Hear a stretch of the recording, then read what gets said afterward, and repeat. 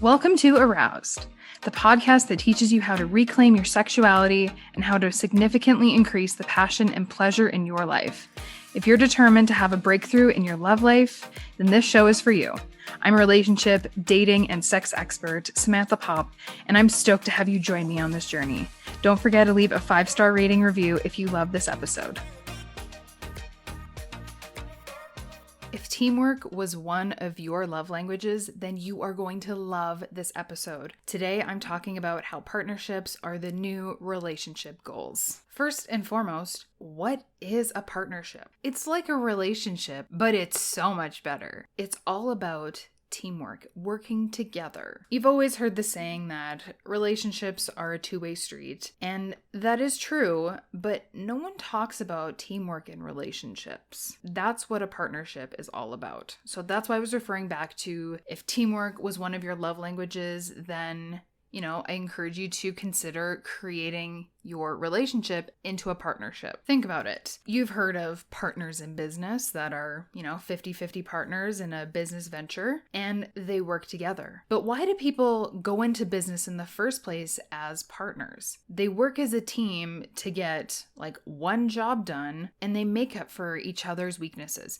Each of them has their own strengths. So for example, in construction, I know renovations quite well. I've done renovations for a few years, so this is a very common example for me to use. One guy is the contractor. He knows how to do all the work. He knows how to lay floor and paint and all the things, while the other person knows how to run a business and knows about the law and how things are done. So they work together in making up for each other's weaknesses, because the contractor, he has so many skills on to make a house look beautiful. And the business person doesn't know how to do that, but they have the brains on how to run the business and to make sure that they're making a profit. And so that's exactly what a partnership is with your partner, but obviously not in a business standpoint. For example, you don't like mowing the lawn, but your partner either loves doing it, it makes them, happy, calm, and they can mow the lawn, and you hate it. So boom, partnership. They suck at laundry, or they just hate doing it. And you're like, you know what? I like laundry. It's very calming.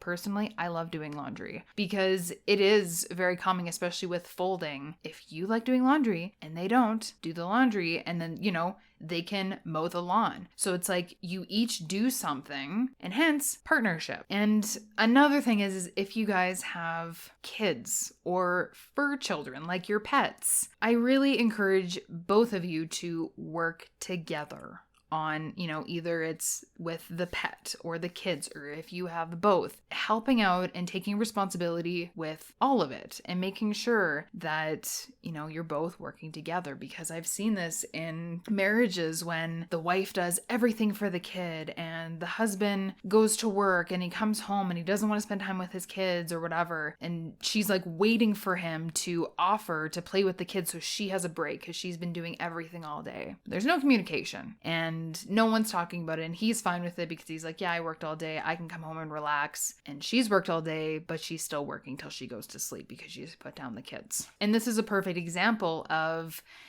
having that conversation and being like, hey, you know what? I really want to turn our relationship into a partnership. Working as a team is going to make the dream work. And as corny as that is, it's so true, because I've seen this in clients of mine and other couples that I know that they use their relationship as a partnership and they make up for different things. So for example, my one client, she likes to, wash the floors and do laundry and clean the house. She's a very particular way of doing things. And her husband offered, hey, do you want me to do anything? And she's like, no, that's okay.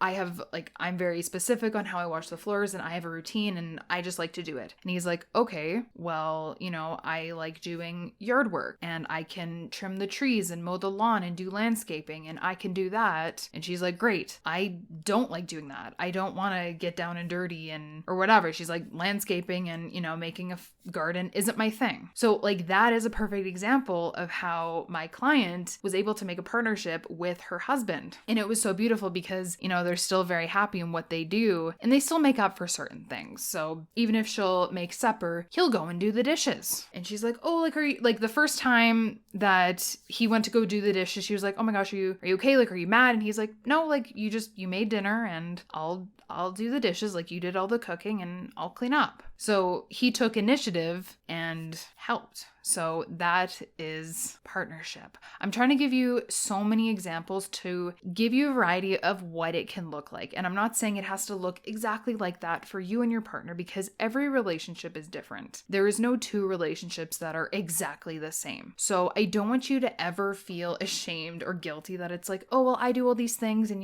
he does this, and like my friend and like her husband do this. Do what works for you, your partner, and your relationship, because that's the only thing that matters. You're not placed on this earth to compete with other couples and being like, oh, we're the better couple because, I do this and he does this. And it's like, you guys don't do that. You guys have a different setup. Well, that's fine, because every relationship is different and each person is different. There's 7 billion people on this planet and not 2 of them are the same. And even if, your partner goes away for work all day and they come home, you guys can still have a partnership and help each other out, even if they are the sole earner in the house. Because remember my example of the couple that, she did all the cleaning and then he's like, hey, well, I'll do yard work. He goes to work all day and she stays home with the babies. It's not like men that go to work can't come home and also build that partnership. If you're really thinking right now, Sam, I don't even know where to start. Like, how do I even have this conversation with them? Like I'm freaking out, and it's like, okay, let's take a couple steps back and we're going to take the first mini baby step. And that is literally just having a conversation with your partner and asking or being like, hey, let's write a list of all the things that we like to do chore-wise and things that we don't like to do, so that we can understand each other better and we can have a better relationship. If you start off with that, they're way more likely to make a list with you at the kitchen table about all the chores that they like doing or the things that they don't, rather than being like, oh, you don't cook, you don't clean, you don't help with the kids, for you to just pinpoint and being like, you're the problem. No, they're not going to be open. So use my idea and be like, hey, let's make a list of all the things that we like to do and the things that we don't. And then we're going to come back and we're going to see what mismatches with each other and where we can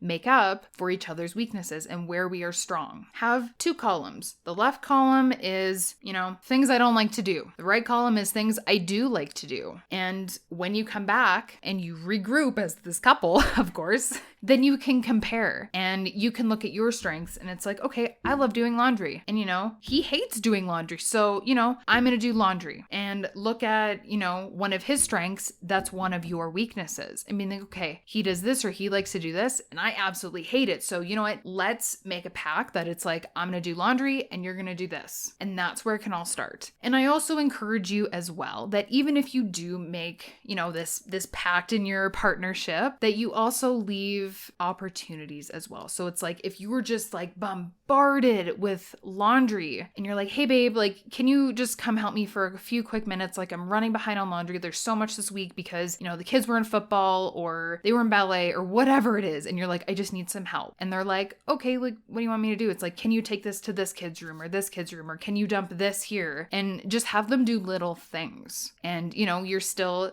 staying within the partnership, but you can still have them help you in capacities when you're like, I need some help, like I'm drowning. And that's when your partner needs to come in and, help save you. Same thing if they really like doing the yard work and they're like out there mowing the lawn and they're like, oh my God, it is so fucking hot out. I'm sweating bullets. I have my t-shirt off, and you can go outside ready to help and also bring them a bottle of water or, a glass of lemonade to give them some electrolytes, or bring them out a hat and help and be like, hey, you've been doing this. How about I take a turn for 5 minutes and I do this? Cause, I know how to run a lawnmower. It's not my favorite thing, but hey, looks like you need a break. break. So let me take over for 5 minutes. You can go sit in the shade, get a drink of water, get some electrolytes in, and take a break. So make sure that you're asking for help when you feel like you're drowning in the workload and you ask for help. And then you do the same for your partner, whether they ask you or, they look like they're struggling, like my example, and they're just like sweating bullets outside mowing the lawn. And you're like, I can see that. And you know what? Let me take over for 5 minutes. I can put on some raggedy jeans, an old t-shirt that I don't really like, and old running shoes. And I can go out and help for a few minutes just so that they can have a break. It's really that simple. So don't make this complicated. Don't make it super hard on yourself and being like, Sam, I'm never going to have a partnership. You can do it. Just make sure that you have empowered yourself to have this conversation and actually do it. Because seriously, how people don't get things done is, they're like in my head, yeah, I'm going to do it. I'm going to do it. I'm going to do it. And then it never happens. When you actually do it, then it happens. So don't just say, listening to this episode and being like, yeah, Sam, you're right. I'm going to have this conversation with my partner and we're going to make the list and we're going to figure out where we can make up for each other's weaknesses. And then you never do it. And it's like, oh yeah, well, Sam's an awful coach because I didn't get this done. Implement the stuff I'm teaching you on here because this has worked for myself. This has worked for my clients. I know this works. So you just need to take it and implement it in your own life. If you need a pep talk, you can do it. I know you can because I've done it. With my anxiety, it was terrible. And I was like sweating like a pig. And they're like, are you okay? And I'm like, yeah, I'm fine. I want to talk to you about, making this list. And he's like, okay. And I'm having this freak out inside because of my anxiety, but it's so simple. Don't overcomplicate things and don't drag it out. Have this conversation within the next 7 days. I challenge you right now. This is your homework. Have this conversation and make the list with your partner within the next week and come back to me and leave a 5-star review saying, I did it. This is what happened. Or tag me on social media with the podcast and let me know how things went for you. Hey love, what was your golden nugget from today's episode? Let me know by tagging the Arouse Podcast on Facebook or Twitter. And don't forget to grab my latest freebie. Head to the show notes and get the link. If there's a topic you'd love for me to cover in my next episode, let me know by emailing samanthapopcoaching@gmail.com. I'll see you next time.